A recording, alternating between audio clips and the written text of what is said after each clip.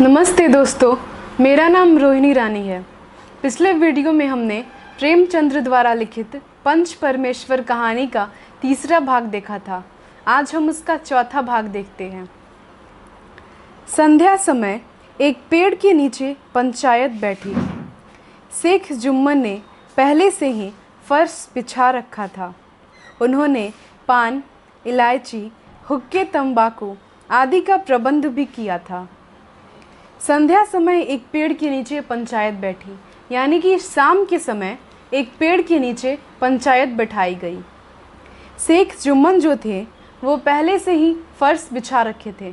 पहले से ही अपने फर्श पर अपना बैठक बिछाकर पहले से ही तैयार थे।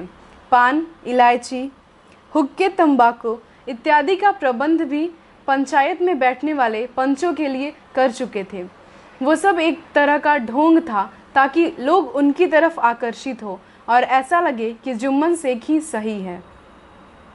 हाँ, वह स्वयं अलबत्ता अलगू चौधरी के साथ जरा दूर पर बैठे हुए थे। जब पंचायत में कोई आ जाता था तब दबे हुए सलाम से उनका स्वागत करते थे।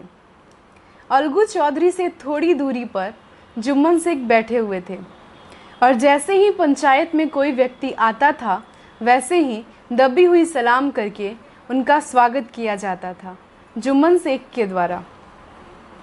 जब सूर्य अस्त हो गया और चिड़ियों की कलरव युक्त पंचायत पेड़ों पर बैठी, तब यहाँ भी पंचायत शुरू हुआ। जैसे ही सूर्य अस्त हुआ, शाम का समय हुआ। उसके बाद जब चिड़ियों की पंचायत पेड़ों पर बैठती है, यानी सारी चिड़ियाँ जो बाहर दाना चुनने गई होती हैं वो अपने घोंसलों में आ जाती हैं अपने बच्चों के पास। उसी प्रकार पंचायत पेड़ के नीचे, यानी बहुत सारे लोग एक साथ बैठे और पंचायत का फैसला शुरू किया गया। फर्श की एक एक अंगुल जमीन भर गई। फर्श की एक एक अंगुल यानी एक एक उंगली, यहाँ इसका यह अर्थ है एक एक अंगुल जमीन भर गई कि थोड़ा भी जगह शेष नहीं बचा था कि कोई व्यक्ति बैठ सके। इतना ज़्यादा भीड़ वहाँ इकट्ठा हो गया था। पर अधिकांश दर्शक ही थे। अधिकांश लोग दर्शक यानी कि देखने वाले थे।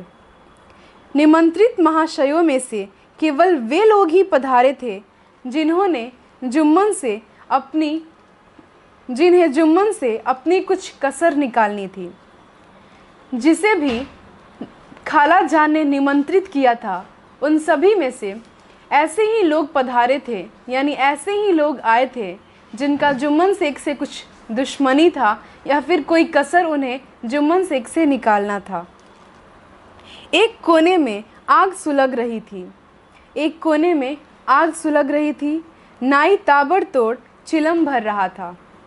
यह निर्णय करना असंभव था कि सुलगते हुए उपलों से अधिक धुआं निकलता था या चिलम के दमों से। लड़के इधर उधर दौड़ रहे थे। कोई आपस में गाली गलौज करते और कोई रोते थे। चारों तरफ कोलाहल मच रहा था। गांव के इस कुत्ते इस जमाव को भोज समझकर झुंड के झुंड जमा हो रहे थे। यानी कि इतना अधिक भीड़ वहाँ इकट्ठा हो गया था कि कुत्ते जो थे गांव के, उन्हें यह लग रहा था कि यहाँ कोई भोज का प्रबंध किया गया है और वे भी झुंड के झुंड यहाँ आकर इकट्ठा हो गए थे। आपस में बहुत सारे बच्चे गाली गलौज करते थे और इधर उधर दौड़ दौड़ कर खेलते भी थे। इसमें से कोई रोता भी था। चारों तरफ कोलाहल का अर्थ होता है शोर। चारों तरफ शोर मच रहा था। पंच लोग बैठ गए तो बूढ़ी खाला ने उनसे विनती की। जब पंच लोग बैठ गए तो बूढ़ी खाला जो थी उन्होंने पंच से विनती की, पंचो, आज 3 साल हुए मैंने अपनी सारी जायदाद अपने भांजे जुम्मन के नाम लिख दी थी। खाला जान यहाँ कहती हैं बड़े ही विनम्रता के भाव से कि पंचो, आज 3 साल हो गए, यानी कि 3 साल बीत गए। मैंने अपनी सारी जायदाद सारी संपत्ति, सारे धरोहर जो भी थे मेरे पास, वो सभी मैंने अपने भांजे यानी कि बहन के बेटे को लिख दी है। इसे आप लोग जानते ही होंगे।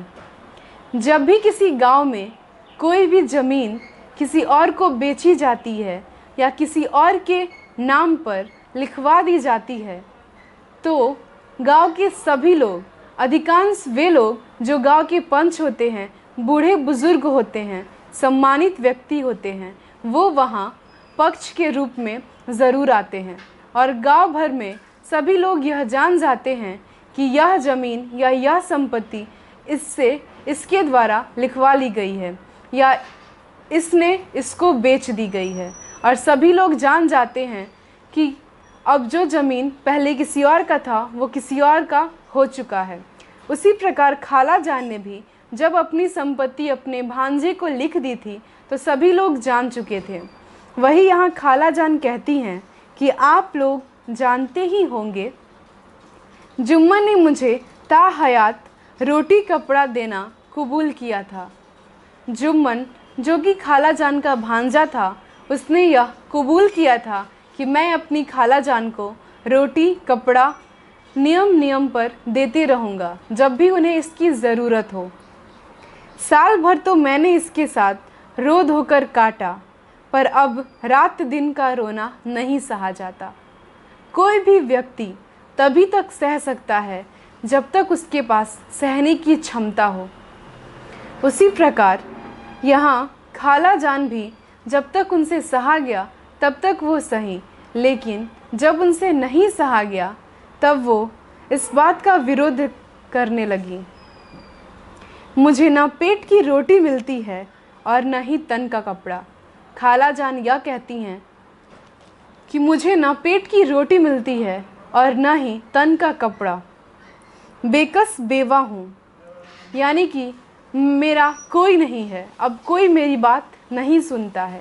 बेकस यानी बिना किसी के कस में हूँ। ऐसी बेवा यानी कि ऐसी औरत हो चुकी हूँ मैं। कचहरी दरबार नहीं कर सकती तुम्हारे सिवा, और किसको अपना दुख सुनाऊं। कचहरी दरबार नहीं कर सकती यानी कि लोग कैसे फैसला करेंगे जब तक हम उसको अपना बात नहीं बताएंगे।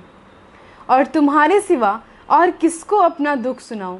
यहाँ पंचायत से खाला जान यह कहती हैं कि आप लोगों के सिवा मैं अपना दुख और किसे सुनाऊं। तुम लोग जो राह निकाल दो उसी राह पर चलूं। आप लोग जो रास्ता निकाल देंगे मैं उसी पर चलूँगी। अगर मुझ में कोई एकव देखा तो मेरे मुंह पर थप्पड़ मारो।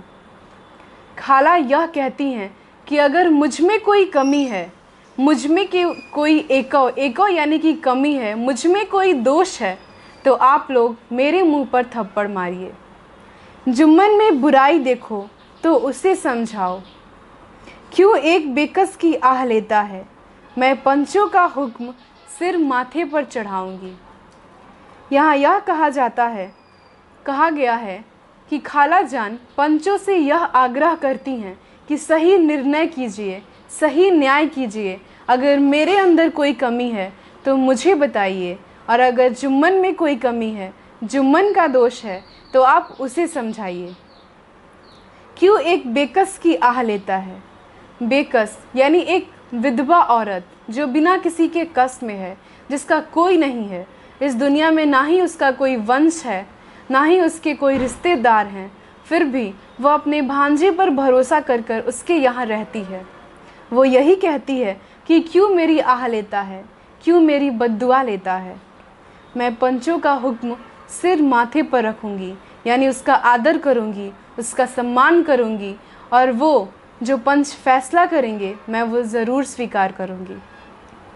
रामधन मिश्र, जिनके कई असामियों को जुम्मन ने अपने गांव में बसा लिया था, बोले, जुम्मन मियाँ किसे पंच बदते हो, अभी से इसका निपटारा कर लो, फिर जो कुछ पंच कहेंगे वही मानना पड़ेगा। रामधन मिश्र एक ऐसे व्यक्ति थे जिनके कई असामियों को जुम्मन ने अपने गांव में बसा लिया था, यानी जिसके कई रिश्तेदारों को, जिसके कई लोगों को जुम्मन ने अपने गांव में बसा लिया था। वे बोले, जुम्मन मियाँ यानी कि जुम्मन से कहते हैं कि कोई एक पंच चुनो जो तुम्हारा यह निर्णय कर सके, जो यह फैसला कर सके कि तुम्हारे और खाला जान में कौन सही है और कौन गलत है। जुम्मन को इस समय सदस्यों में विशेषकर वे ही लोग दिख पड़े जिनसे किसी न किसी कारण उनका वैमनस्य था। जुम्मन को इस समय जितने भी सदस्य उपस्थित थे उनमें विशेषकर वही लोग दिख रहे थे जिनका किसी न किसी कारण, किसी न किसी वजह से जुम्मन के साथ वैमनस्य था। वैमनस्य का अर्थ होता है शत्रुता यानी कि दुश्मनी। जुम्मन बोले, पंचों का हुक्म अल्लाह का हुक्म है, यानी कि पंच जो फैसला करेंगे, जो निर्णय करेंगे, वो ईश्वर का निर्णय होगा और उसे मैं ज़रूर मानूंगा। खाला जान जिसे चाहे उसे बदे, मुझे कोई उज़्र नहीं। उज़्र का अर्थ होता है आपत्ति। यह एक विदेशज शब्द है जो कि उर्दू भाषा से लिया गया है, जिसका अर्थ है आपत्ति। खाला ने चिल्लाकर कहा, अरे अल्लाह के बंदे, पंचों का नाम क्यों नहीं बता देता? कुछ मुझे तो मालूम हो। जुम्मन ने क्रोध से कहा, अब इस वक्त मेरा मुंह न खुलवाओ। तुम्हारी बंद पड़ी है, जिसे चाहो पंच बदो।